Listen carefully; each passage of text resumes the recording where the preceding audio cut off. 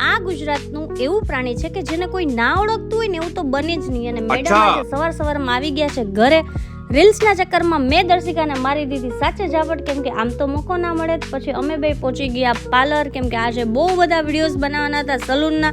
દર્શિકાને મેં કહી દીધું કે તું બેસી જા, તને હું આજે આઈબ્રો કરી દઉં. અને પછી મેં એનો આઈબ્રો સ્ટાર્ટ કર્યો અને મેં એનો કોઈ એવો આઈબ્રો કર્યો કે જોવો તમે રિઝલ્ટ એનો.